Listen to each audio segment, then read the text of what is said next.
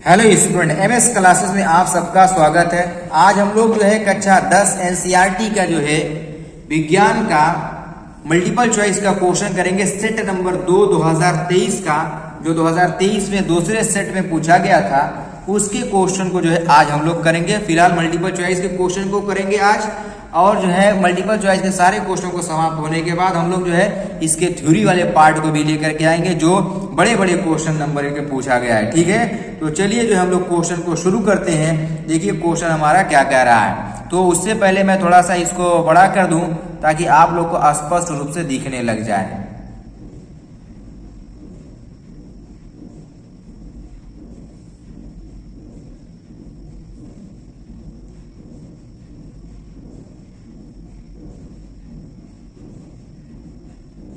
अब देखिए, उम्मीद है कि आप लोगों को जो है पूरी तरीके से स्पष्ट रूप से दिखने लग गया होगा। चलिए शुरू करते हैं। देखिए क्वेश्चन क्या लिखा है। पहला क्वेश्चन हमारा कि किसी वस्तु का वास्तविक व बड़ा प्रतिबिंब बनने के लिए उसे अवतल दर्पण की किस स्थिति में रखना चाहिए। ये भी 2024 में क्वेश्चन पूछा जा चुका है, 2023 में पूछा हुआ है। देखिए किस स्थिति में रखना चाहिए, कब वस्तु से बड़ा प्रतिबिंब बने और जो है वास्तविक प्रतिबिंब बने, तो कहां पर रखना होगा, वक्रता केंद्र पर नहीं, वक्रता केंद्र तथा फोकस के बीच में, यानी बी वाला ऑप्शन हमारा सही है। वास्तविक यदि अगर प्रतिबिंब बनाना है तो वक्रता केंद्र और फोकस के बीच में रखना होगा। ठीक, यही वाला सही हो जाएगा। अब देखिए जो दूसरा प्रश्न है, क्या लिखा है, किसी भी लेंस की क्षमता की इकाई होती है। लेंस की क्षमता तो मीटर, तो मीटर तो लेंस की क्षमता की इकाई हो नहीं सकती, और प्रति मीटर या मीटर प्रति सेकंड हम जानते हैं कि ये तो हमारा वेग का मात्रक होता है, ये प्रति मीटर हो जाएगा। कैसे, ए पी बराबर 1/f होता है ना, तो ये क्या हो जाएगा कि प्रति मीटर हुआ कि नहीं हुआ, जिसको हम लोग डायोप्टर कहते हैं। यानी इस देखिए ये जो थोड़ा जो है अजीब टाइप का जो है मात्रक पूछा है, दूसरे तरीके से पूछा है। बाकी बात वही है, उसी फार्मूले को लगेगा, लेकिन ये थोड़ा सा घुमा करके क्वेश्चन को पूछ दिया है कंफ्यूज करने के लिए कि मीटर दिया रहेगा तो बच्चे जो इसको लगाएंगे तो है नहीं, लेकिन ये वाला आपको ऑप्शन हो जाएगा प्रति मीटर वाला। अब देखिए अगला प्रश्न क्या लिखा है कि एक श्वेत प्रकाश किरण जब किसी कांच के त्रिकोणीय प्रिज्म से गुजरता है तथा उसके रंगों में अलग अलग विक्षेपण होता है, सबसे अधिक विचलन किस रंग के लिए होता है। सबसे अधिक विचलन अगर बात करें तो बैगनी रंग का सबसे ज्यादा विचलन होता है, यानी जो तीसरा वाला है इसका डी वाला ऑप्शन हमारा राइट हो जाएगा। बैगनी रंग का विचलन सबसे ज्यादा होता है। अब देखिए चौथा प्रश्न क्या लिखा है कि सूर्य श्वेताभ प्रतीत होता है। सूर्य हमारा कैसा प्रतीत होता है, श्वेताभ। और ये जो देखिए स्टार लगा हुआ है, यानी ये क्वेश्चन हमारा सिलेबस में नहीं है, सिलेबस से हटा दिया गया है। ठीक है, सिलेबस से हटा दिया गया है ये क्वेश्चन। आखिर हालांकि रहना चाहिए था, कोई बहुत ये नहीं है। सूर्य रक्ताभ दिखाई देता है, ये कैसे कब रक्ताभ दिखाई देता है, सूर्योदय तथा सूर्यास्त के समय, यानी बी वाला इसका ऑप्शन सी हो जाएगा। लेकिन इसमें जो है नहीं दिया हुआ है। सूर्योदय तथा सूर्यास्त के में सूर्योदय जो है श्वेताभ दिखाई देता है। श्वेत है ना, सफेद, दोपहर के समय में सफेद दिखता है। वैसे भी ये क्वेश्चन हमारे सिलेबस में नहीं। ठीक है ना। अब चलिए पांचवा प्रश्न क्या लिखा है कि किसी विद्युत चालक का प्रतिरोध निम्नलिखित में किस बात पर निर्भर करता है। चालक का प्रतिरोध किस पर निर्भर नहीं करता है, क्वेश्चन पूछा है। चालक की लंबाई पर तो निर्भर करता है, आप लोग पढ़े भी होंगे। प्रतिरोध चालक के पदार्थ के घनत्व पर, यानी यही वाला ऑप्शन हमारा सही है, इस पर निर्भर नहीं करता है। घनत्व से इसको कोई लेना देना नहीं है। हाँ, इसके अनुप्रस्थ काट के क्षेत्रफल पर, उसका आकार पर, उसकी लंबाई पर निर्भर करता है, लेकिन घनत्व पर निर्भर नहीं करता है। अब देखिए छठा वाला प्रश्न क्या लिखा है कि कब चार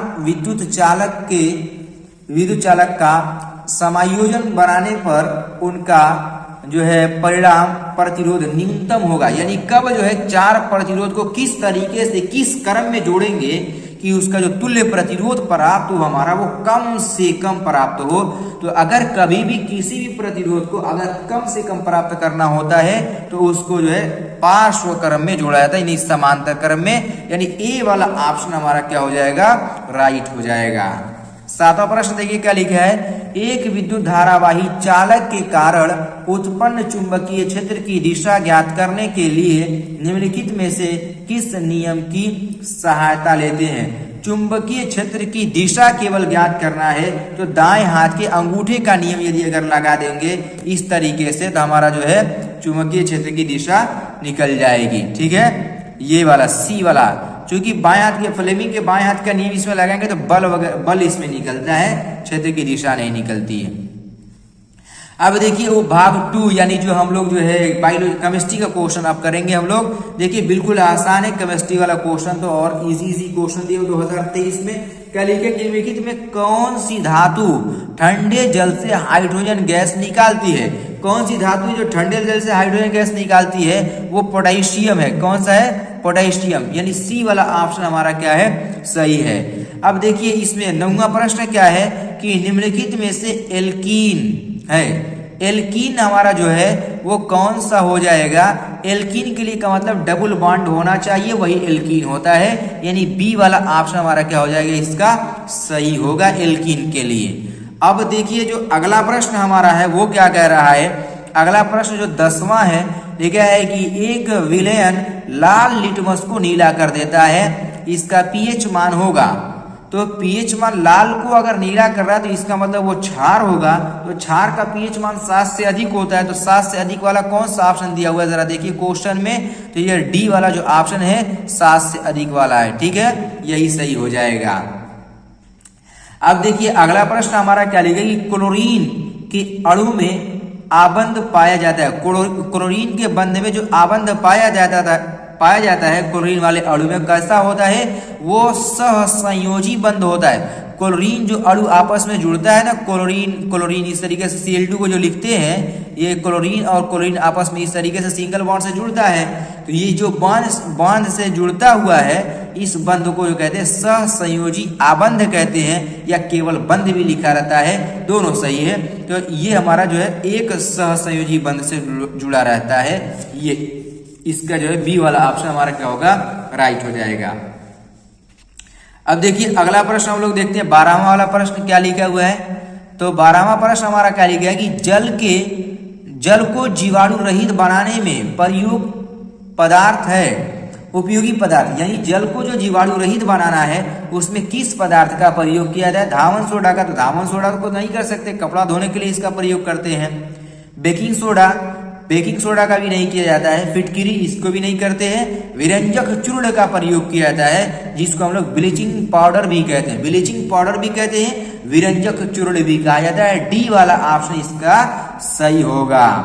13 वाला देखिए क्या लिखा है कि जिन अभिक्रियाओं में आयनों के विनिमय से नए यौगिक बनते हैं उन्हें क्या कहते हैं? उन्हें कहा जाता है, क्या कहा जाता है? प्रतिस्थापन अभिक्रिया, उभय अपघटन अभिक्रिया, योगात्मक अभिक्रिया, वियोजन। आयनों के विनिमय से यानी आयनों के आदान प्रदान से यदि अगर कोई अभिक्रिया संपन्न हो रही है तो ऐसी अभिक्रिया को वो भी क्या करें? नए यौगिक बनाते हैं। तो आयनों के आदान प्रदान से नए यौगिक ही बनते हैं। तो जब नए यौगिक बनेंगे तो उस अभिक्रिया को द्विविस्थापन या उभय अपघटन अभिक्रिया कहा जाता है, यानी बी वाला ऑप्शन हमारा क्या होगा? सही होगा इसका। अब देखिए जो अगला प्रश्न हमारा क्या है, अगला प्रश्न अब हमारा वो भाग 3 यानी बायोलॉजी के पोर्शन से शुरू होगा। अब देखिए पहला ही क्वेश्चन पादप से। पादप में जाइलम का कार्य होता है, तो पादप में जो जाइलम का कार्य होता है वो क्या होता है? तो पादप में जो जाइलम का कार्य होता है ये जल का वहन करने का कार्य होता है। ए वाला ऑप्शन हमारा सही होगा। ये वाला क्वेश्चन 2024 में भी कई सेट में पूछा गया था, इसमें भी पूछा है। अच्छी तरीके से तैयार करके आप लोग इसको भी रख लीजिएगा। अब देखिए अगला क्वेश्चन है, अभी देखिए ये वाला जो क्या लिखा है कि आनुवांशिक के प्रयोग के लिए मेंडल ने निम्नलिखित में से कौन से पौधे का उपयोग किया था? यानी अभी देखो ये वाला जो है 2023 में भी हमारे एक सेट पहले सेट में भी पूछा था, इस वाले में भी पूछा है, और 2024 में भी कई सेट में पूछा गया था। किस पर किए थे? मटर पर किए थे, यानी इसका जो सी वाला ऑप्शन हमारा क्या हो जाएगा? सही हो जाएगा। देख रहे एक ही क्वेश्चन कितनी बार रिपीट कर रहा है। बस आप लोग अच्छी तरीके से मल्टीपल चॉइस को इसी तरीके से सारे क्वेश्चन को देख करके जाओगे तो कोई भी क्वेश्चन आप लोग को छूटेगा नहीं। अब देखिए 16वां प्रश्न क्या लिखा है कि निम्नलिखित में से कौन मानव के मादा जनन तंत्र का भाग नहीं है? ये भी 2023 वाले में पहले सेट में हमारे क्वेश्चन पूछा था, यानी शुक्रवाहिका, उसमें देखिएगा शुक्रवाहिका उसमें भी लगा हुआ होगा, इसमें भी शुक्रवाहिका हो जाएगा, क्योंकि क्वेश्चन वही है तो आंसर भी तो वही होगा, शुक्रवाहिका हो जाएगा। 17वां देखिएगा लिखा कि स्वपोषी पोषण के लिए आवश्यक है कार्बन डाइऑक्साइड तथा जल।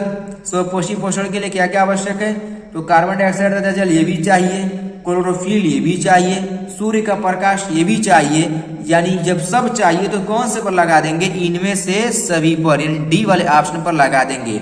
ये क्वेश्चन भी हमारा 2024 के सेट में भी पूछा था।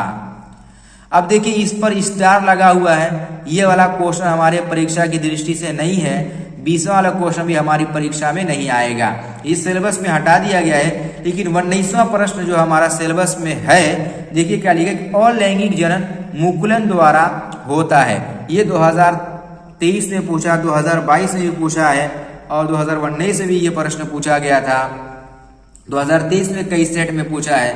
तो ये हमारा जो है मुकुलन द्वारा जो है अलैंगिक जनन मुकुलन द्वारा होता है, किसमें होता है, अमीबा में या ईस्ट के अंदर, या जो है प्लमोडिया में, या जो है लेशमानिया में। तो ईस्ट के अंदर होता है, बी वाला ऑप्शन आपका राइट हो जाएगा।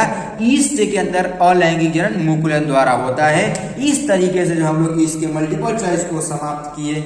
अभी जो है हम लोग इसमें और भी बहुत सारे क्वेश्चन को लेकर के आएंगे, जो 3 सेट अभी बचा है उसको भी हम लोग करेंगे। उसके बाद जो है इसमें जो है हम लोग हल करने वाले प्रश्नों को करेंगे। तो चलिए अब हम लोग मिलते हैं अगले लेक्चर में, आगे के क्वेश्चन को लेकर के आएंगे। अभी तक यदि अगर आप लोगों ने पीछे के लेक्चर को नहीं देखा है तो सारे लेक्चर को जाकर के एक एक क्वेश्चन को आप लोग ध्यान से देखिए, क्योंकि पेपर में आप लोग को सब सारे क्वेश्चन जरूर आएंगे।